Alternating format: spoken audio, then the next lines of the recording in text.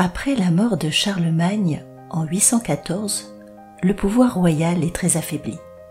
De grands seigneurs tout-puissants en profitent pour faire la loi sur leurs terres. Ils construisent de nombreux châteaux forts pour affirmer leur puissance et se protéger lors des guerres et des invasions.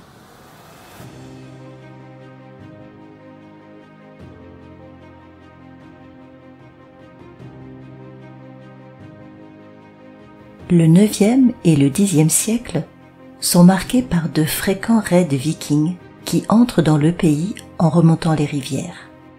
En cas d'attaque, le seigneur réunit dans son château fort en bois les paysans qui travaillent pour lui et à qui il doit protection. Le seigneur choisit une colline ou un pic pour bâtir son château. Il peut ainsi voir arriver les assaillants, se défendre plus facilement et affirmer sa puissance aux yeux de tous. Cette position est si importante que dans les plaines, des mottes artificielles sont élevées par les paysans sur ordre du seigneur. Les bâtiments et les palissades sont construits par des charpentiers avec des bois très résistants comme le chêne ou le hêtre. Ils sont choisis avec soin par les bûcherons dans les forêts du seigneur. Le donjon, la grande tour carrée, est souvent le seul refuge en cas d'attaque. Aucune ouverture n'est prévue au rez-de-chaussée. Pour accéder au premier étage, il faut une échelle. Elle est retirée au moindre danger. Une palissade protège l'ensemble du site et une deuxième enceinte entoure généralement le donjon. Au pied de la motte, les paysans creusent un profond fossé. En raison des risques d'incendie et d'effondrement, les tours en bois vont être remplacées progressivement par des tours en pierre.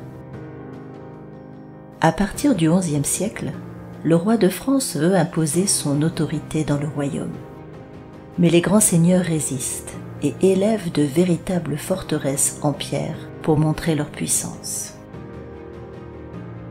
De grands architectes dessinent le plan des châteaux et dirigent les chantiers de construction pendant des dizaines d'années. Les équipes de bâtisseurs, commandées par les architectes, utilisent des brouettes, des échafaudages et de grosses machines pour lever les pierres. Les bâtisseurs utilisent une roue élévatrice que l'on surnomme la cage d'écureuil. Lorsque cette roue tourne, une corde soulève un énorme bloc de pierre ou d'autres charges lourdes.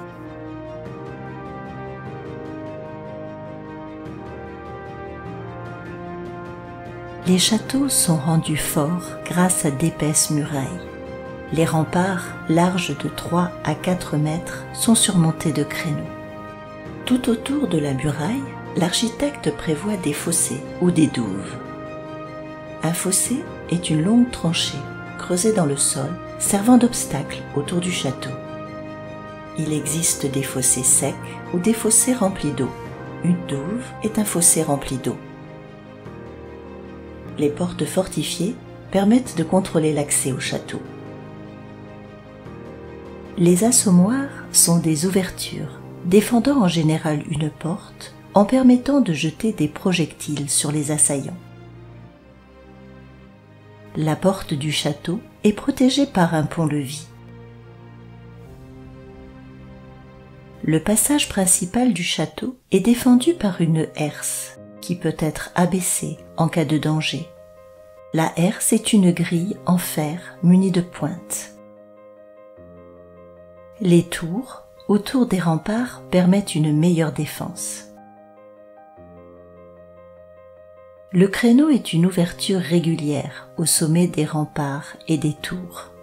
Le merlon est une maçonnerie de la partie supérieure des murailles d'une fortification comprise entre deux créneaux.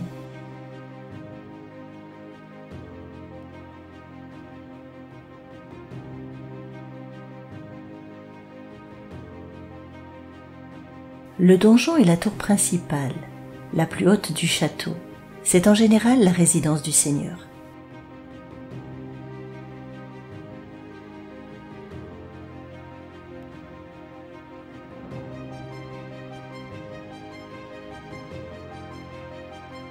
Dans le château, le seigneur possède une chapelle.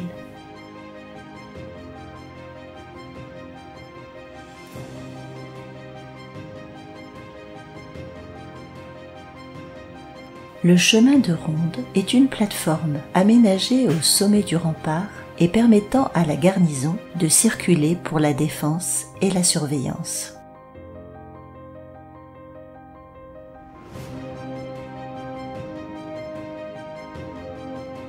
Les meurtrières sont d'étroites ouvertures verticales pratiquées dans un mur pour lancer des projectiles. Les arbalétrières ont une forme permettant de tirer avec une arbalète.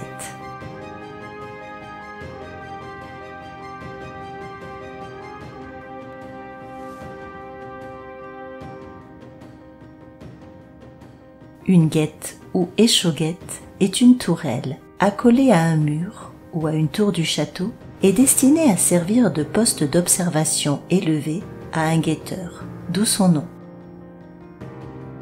Dans les fortifications médiévales, le our est une sorte de balcon volant et couvert en bois que les défenseurs établissaient en haut des murailles. De là, ils lançaient toutes sortes de projectiles sur les assaillants. Un mâchicoulis est un balcon en pierre, formant un engorbellement au sommet d'une tour, d'une courtine ou d'un rempart. Son plancher est percé de trous, ce qui permet d'observer et de jeter également des projectiles. Que jetait-on sur les assaillants depuis les ours et les mâchicoulis?